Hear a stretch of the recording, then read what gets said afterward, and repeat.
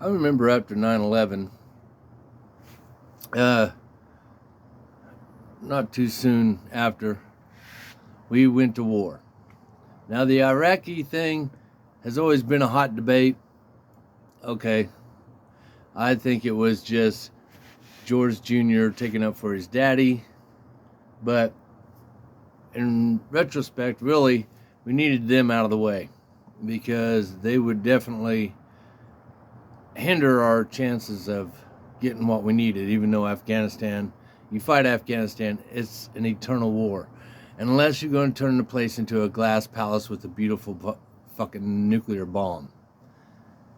But anyway, as we were going to war, the people of New York were out protesting the war. Where many of us throughout America, and even if some there in New York and everything, were like, fuck it, let's take it to them. Let's bring them hellfire. And, I was really disappointed in the people in New York, But then again, I wasn't there in New York the day that they were attacked. Maybe I would have had a different mindset. I don't know. Usually when things like that happen, I get pretty violent. So, I always thought, man, what cowards. I thought New York was supposed to be a tough place, And now you're all out there, no, don't go to war. Why? Because you're scared you're going to be attacked again.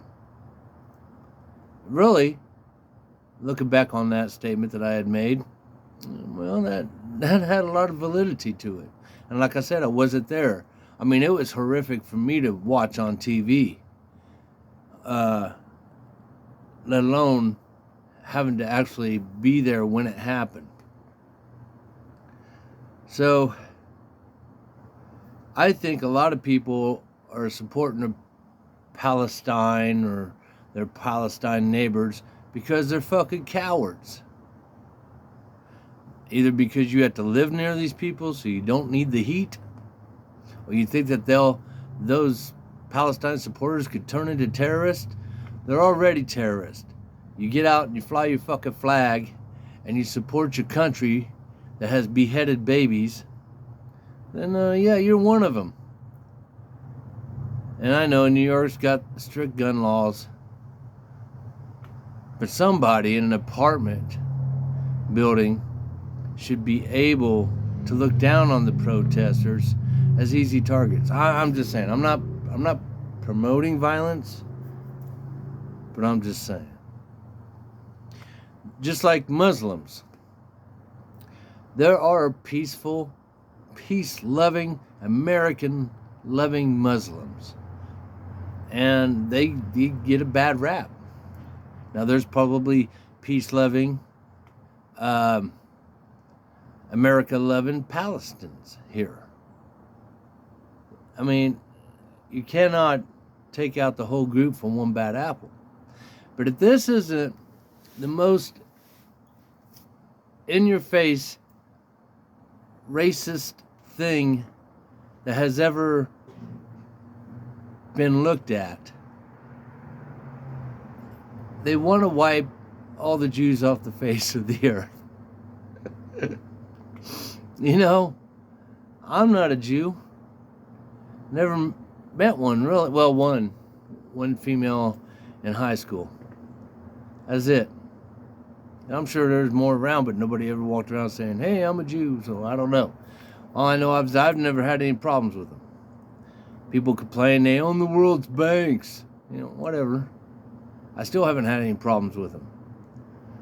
All I know is that even if I did have problems with them being sucker punched like that is ridiculous. Anybody who gets attacked like that is just insane. You don't hear about Israeli terrorists, blowing up themselves or doing other crazy crap. Even Muhammad, knowing what he knows now, that he's on the other side and knows the true scope, depth, and true intelligence and love of God, would be like, what have they done with my teaching? And yeah, I probably shouldn't have said it that way. God bless Muhammad. God bless Jesus. God bless Buddha. God bless everyone. Here in the flesh, and they're already at home. One day, the second coming of what everybody here is like, oh, it's Jesus Christ, the second coming. It isn't going to be Jesus on a horse, y'all. It's going to be that we finally got to the Jesus level consciousness of love and understanding, of being here for each other and not against each other. Disagree with me all you want.